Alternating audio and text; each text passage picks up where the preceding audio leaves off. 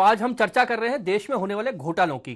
Colgate घोटाला यानी कि कोयले का घोटाला, इस समय कैग की जो रिपोर्ट आई है उसके अनुसार देश का सबसे बड़ा ये घोटाला हो सकता है। और कुल मिलाकर इसकी आंच इस बार पहला मौका है जब प्रधानमंत्री तक सीधे इस घोटाले की आंच जा रही है। इस पर हम चर्चा कर रहे हैं आज हमारे इस खास कार्यक्रम में। और अब हमारे साथ फोन लाइन पर जुड़ चुके हैं हंसराज गंगाराम जी अहीर, सांसद हैं। आप हमारे साथ जुड़ चुके हैं और सबसे पहले ये जो कोयला घोटाले का मुद्दा जो है इन्होंने उठाया था। हंसराज जी, जो मुद्दा आपने उठाया था कोयला घोटाले का, कुल मिलाकर आप कैग की रिपोर्ट कह रही है कि 1,88,000 करोड़ रुपए का घोटाला है। क्या लगता है ये इतना ही है या इससे ज्यादा कुछ और निकलेगा? देखिए, इसमें कैग की रिपोर्ट में जो बताया गया है कि 1,86,000 करोड़ का घोटाला हुआ है नियर अबाउट, ये हम इसमें इसलिए कहना चाहेंगे कि घोटाला हुआ है, ये कैग ने सिद्ध किया है। पहली बात, और कितने का हुआ है, एक कम ज्यादा रकम हो सकती है। मेरे अनुमान से कुछ ज्यादा रकम आनी चाहिए थी अकाउंट में, और जो भी उन्होंने दिया है ये बहुत बड़ी बात है कि कोल ब्लॉक में इतनी बड़ी रकम का घोटाला साबित हुआ है। हंसराज जी, ये कैग की रिपोर्ट आई है, लेकिन जो आम जनता है कैग की रिपोर्ट को नहीं समझती है, क्योंकि आपने इस घोटाले को पहली बार उठाया। किस तरह से इसकी आंच प्रधानमंत्री तक पहुंच रही है और वास्तव में ये घोटाला है क्या, थोड़ा सा आप बताएंगे? हाँ, ये घोटाला, इसको हम ऐसे बताते हैं कि देश की जो खनिज संपत्ति है, खनिज संपदा है, जिसमें हम कोयले को सामने रखते बात करते हैं जी। ये कोयला जो मिनरल है, ये मिनरल, इसका मूल्यांकन नहीं किया गया कि हम निजी कंपनियों को कोयले की खाने जो दे रहे हैं जी, ये फ्री ऑफ कास्ट दे रहे हैं जी। इसकी कोई कीमत नहीं बनाई इन्होंने। और इसलिए जब कोयले की खान अगर किसी को दी जा रही है, वो सिर्फ कोयले का खनन कर रहा है, और हमारे सरकार को, राज्य सरकार को 117 रुपया रॉयल्टी, 120 रुपया दे रहा है जी। कोयले की कीमत नहीं दे रहा है, केवल रॉयल्टी उसी को कहा जाता है कि अगर रेत भी हम उठाते नदी में, रिवर में से, या कहीं से सैंड मुरुम भी लेते हैं, कहीं से मट्टी भी लेते हैं, तो उसकी हम रॉयल्टी देते ही है। यानी कि मट्टी और अतिरिक्त इसकी कुछ कीमत आखिरी चाहिए थी जी। जिस तरीके से हमारी सरकार ने, यूपीए सरकार ने निजी कंपनियों को कोयले के ब्लॉक जो दिए गए, जिसके ऊपर अभी सीएजी ने रिपोर्ट बनाई है जी, वो कोयले के ब्लॉक 22 बिलियन मेट्रिक टन कोयला उसमें है जी। 193 कंपनियों को उन्होंने ये ब्लॉक फ्री ऑफ कास्ट दिया है। मेन मुद्दा कहाँ आता है कि फ्री में दिया जी। अगर फ्री में दिया है तो उसका अगर हमने बाजार के मूल्य जो है आज कोयले के, उस हिसाब से उसका मूल्यांकन किया गया, जो डिपॉजिट है 22 बिलियन टन मेट्रिक टन कोयला, उसकी कीमत आ जाएगी 50 लाख करोड़ रुपया जी। अब 50 लाख करोड़ रुपए का कोयला, मैं जो कह रहा हूँ, मैं स्टैंडिंग कमेटी का मेंबर भी हूँ जी। 22 बिलियन मेट्रिक टन कोयले के ब्लॉक आवंटन के मेरे पास में फिगर, सरकारी फिगर है ये जी। और उसकी कास्ट जो मैं निकाल रहा हूँ, ये बाजार का मूल्य जो निकाल रहा हूँ, बाजार के मूल्य के आधार पे निकाल रहा हूँ जी।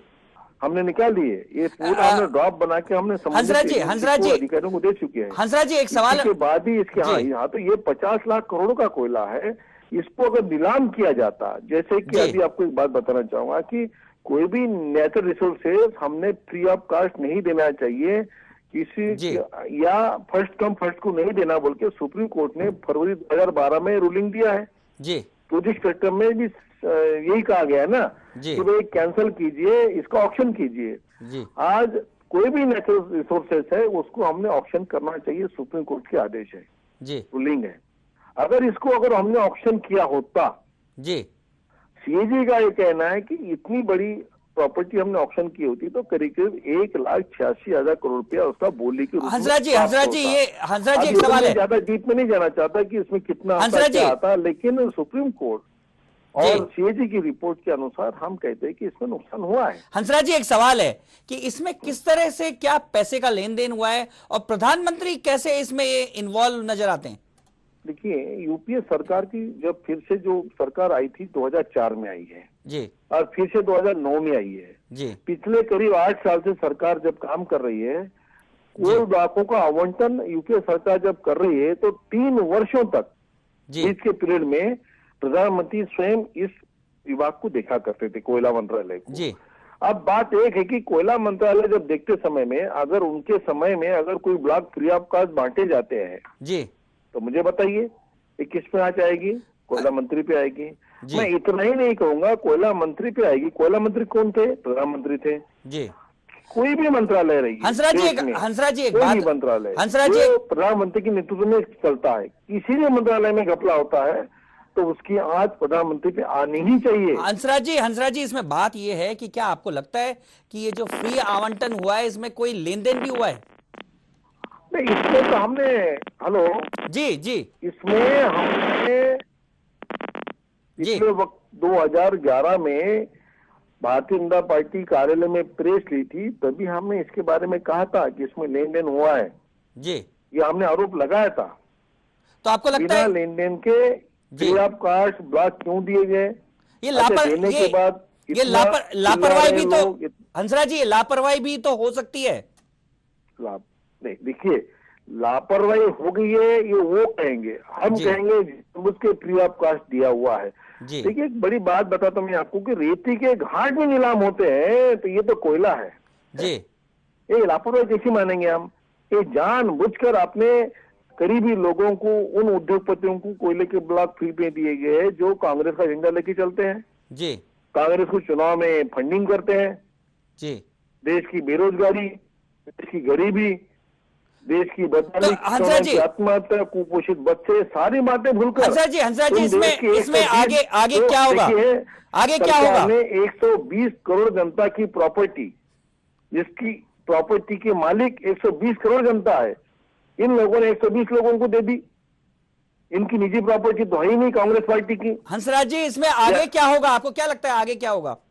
हमने तो सीधा कहा है कि जो होगी जांच होती रहेगी, लेकिन सीएजी ने जो कहा है जी कि इसमें घोटाला हुआ है, ऑक्शन किए जाते तो देश को उगाही होती, जी इसमें राजस्व प्राप्त होता, ये देखते हुए सारे के सारे ब्लॉक कैंसिल किए करना जाए। चाहिए। धन्यवाद। और नए सिरे आवश्यकता अनुसार ऑक्शन करना चाहिए। धन्यवाद हंसराज जी, धन्यवाद धन्यवाद इस सारी जानकारी जी, जिस तरह हंसराज जी कह रहे हैं कुल मिलाकर कि हम ये मांग करेंगे, डिमांड करेंगे कि सारे ऑक्शन, जितने भी ऑक्शन हुए कैंसिल हो। लेकिन एक बड़ी बात जो निकल कर आई, आप सबसे बड़ी विषय ये है कि आप फ्री ऑफ कॉस्ट उनको सिर्फ रॉयल्टी के आप पैसे चुकाइए और हम कोयला जानते हैं, उठाइए।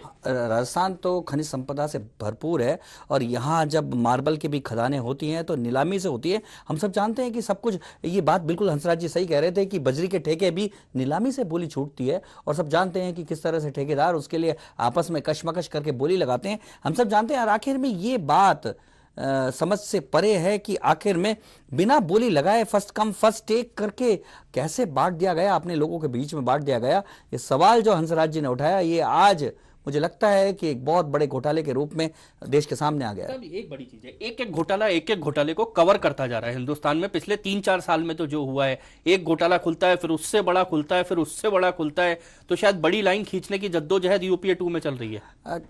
आशीष, मुझे ये लगता है कि किसी का सफेद कुर्ता था, किसी ने एक शायरी छिड़की और ऐसे करते करते जब देखा कि ये तो अब बहुत गंदी लगने लगी है, शर्ट पूरा का पूरा काला रंग ही अपने ऊपर ढोल लिया और कहा कि अब तो कोई काला कर ही नहीं सकता, पूरी तरह से काली हो चुकी है ऐसा लगता है सरकार।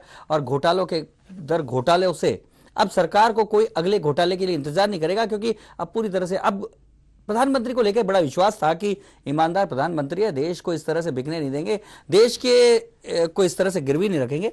लेकिन जिस तरह का सवाल जो उठाया, ये बात समझ में आने की आखिर में बोली नहीं हुई और अपने आप ही अपने मन मर्जी से बांट दी गई देश के संबंध। सवाल उठाया हंसराज जी का कहना है कि 1,86,000 करोड़ का तो कैग ने अपनी रिपोर्ट में माना है कि अगर इनका आवंटन किया जाता तो 1,86,000 करोड़ रुपए सरकार की आय होती। और उनका कहना है कि हमने जो ये संपदा, जो खनिज संपदा है, इसके मूल्य को भी अगर जोड़ लिया जाए तो ये 52 लाख करोड़ रुपए की होती है। प्रताप जी, आंकड़ा जो है 52 लाख करोड़ का आंकड़ा बहुत बड़ा है, हिंदुस्तान की तस्वीर बदल सकती है इस आंकड़े से। बिल्कुल बिल्कुल। और कोई आंकलन कर रहे थे तो उसमें बताया गया है कि 1,86,000 करोड़ को भी माने तो नरेगा जैसी 2 योजनाएं चल सकती हैं, कई लोगों की गरीबी खत्म हो सकती है, कई जो हमारे यहाँ जो 40 करोड़ लोग जो अर्ध बेरोजगार या बेरोजगार हैं उनको रोजगार मिल सकता है। इसे तमाम ऐसी जो सुविधाएं हैं वो डेवलप हो सकती है 1,86,000 करोड़ में।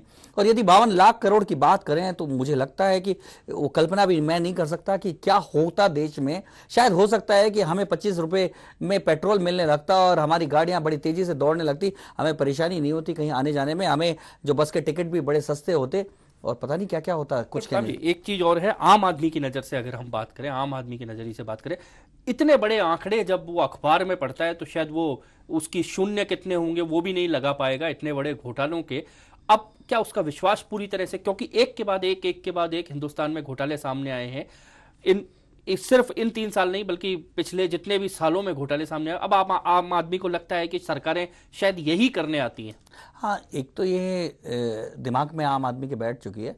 दूसरा, क्योंकि आंकड़ा इतना बड़ा है, आशीष तुम सही कह रहे हो कि आंकड़ों के मकर जाल में फंसने की बजाय वो कहता है कि मेरी तो योजना आयोग ने बता दिया है कि 22-23 रुपए मेरी दैनिक आय है, तो वो उसी में उलझा रहता है कि 22 रुपए में मैं कैसे रोटी खाऊं, शाम का कैसे गुजारा करूं और सुबह कैसे बच्चों को स्कूल भेजूं। तो इसलिए ये बड़े बड़े आंकड़े, लेकिन ये बड़े आंकड़े देश की तकदीर को किस तरह से बदल सकते हैं, गरीबों को किस तरह से गरीबी की रेखा से ऊपर उठा सकते हैं, भूखों को किस तरह से रोटी दे सकते हैं, और जो अनपढ़ जो बच्चे हैं जो स्कूलों में नहीं जा पाते उनको किस तरह से पढ़ाई के रास्ते में डाल सकते हैं। इन विषयों पर कभी किसी राजनीतिक दल का शायद मेरे ख्याल से खुलकर सामने नहीं आता विचार, लेकिन विचार जरूर सामने आते हैं राजनीतिक दलों के कि आखिर ये घोटाला है या नहीं है, हम सही है या नहीं है। अब जब कैग मान चुकी है, आपने भ्रष्टाचार किया है। बड़ा सा इससे बड़ा एक सवाल भी उठता है कि आखिर में इस देश की संपदा पर किसका अधिकार है। आखिर में 2G स्पेक्ट्रम मन मर्जी से राजा आता है और बेच देता है, देश का बाजा बजा जाता है, और कोयले की खदानों को प्रधानमंत्री और उनका मंत्रिमंडल अपने हिसाब से बंदर बाट कर देता है। आखिर में इस देश की संपदा पर इस देश के लोगों का अधिकार है या चंद चुने हुए वो लोग जो सरकारी पदों पर पहुंच जाते हैं चुनाव चुनकर या और किसी हथकंडों से, वो लोग डिसाइड करेंगे। आखिर में ये एक बड़ा सवाल है इस देश की जनता के सामने, आखिर में इस देश की वास्तव में मालिक कौन है। क्या हम इस देश के गुलाम हैं जो हमारे देश की जनता की कोई पूछ ही नहीं होती। इस देश की जनता को यह सुविधा नहीं है, इस देश की जनता को यह अधिकार नहीं है कि वो भी अपनी भागीदारी कर सके। देश की जनता के सामने इन घोटालों के बीच में बहुत सारे सवाल जो हैं वो निकल रहे हैं। भ्रष्टाचार और घोटालों में इस देश का दम निकल रहा है। जैसे ही देश आजाद हुआ, घोटाले सामने आने लगे। कृष्णा मेनन के जीप कांड से लेकर कोलगेट घोटाले तक देश को शर्मसार करने वाले घोटाले सामने आते रहे, लेकिन फिर भी किसी को सजा नहीं होती है। देखते हैं एक रिपोर्ट। देश को आजाद हुए 65 साल हो चुके हैं और देश में एक के बाद एक घोटालों का पर्दाफाश होने का सिलसिला कायम है। भ्रष्टाचार और घोटालों में देश का दम निकल रहा है। जैसे ही देश आजाद हुआ, घोटाले सामने आने लगे। कृष्णा मेनन का जीप कांड देश का पहला घोटाला था। आजादी के बाद भारत सरकार ने एक लंदन की कंपनी से 2000 जीपों का सौदा किया, जिसमें एक बहुत बड़े पैमाने पर धांधली सामने आई थी। इसके बाद देश में घोटालों का ऐसा दौर शुरू हुआ कि देश शर्मिंदा होता रहा। बोफोर्स कांड ने पूरी दुनिया में देश की साख को खराब किया। 1987 में यह बात सामने आई थी कि स्वीडन की हथियार कंपनी बोफोर्स ने भारतीय सेना को तोपें सप्लाई करने का सौदा हथियाने के लिए $80 लाख की दलाली चुकाई थी। उस समय केंद्र में कांग्रेस की सरकार थी और जिसके प्रधानमंत्री राजीव गांधी थे। 1996 में चारा घोटाला सामने आया। चारा घोटाले ने देश में सनसनी फैला दी थी। इस घपले के सूत्रधार बिहार के तत्कालीन मुख्यमंत्री लालू प्रसाद यादव थे। हवाला घोटाला 1997 में सामने आया। इस घोटाले के सूत्रधार जैन ब्रदर्स थे। इसके बाद भी देश में छोटे बड़े बहुत से घोटाले सामने आते रहे हैं, लेकिन यूपीए 2 के कार्यकाल में तो घोटालों की बाढ़ सी आ गई। कॉमनवेल्थ खेलों में घोटाला, 2G स्पेक्ट्रम घोटाला और अब कोलगेट घोटाला। ऐसे हालातों में सवाल खड़ा होता है कि आखिर ये घोटाले क्यों हो रहे हैं। सवाल ये भी खड़ा होता है कि आखिर देश को लूटा क्यों जा रहा है।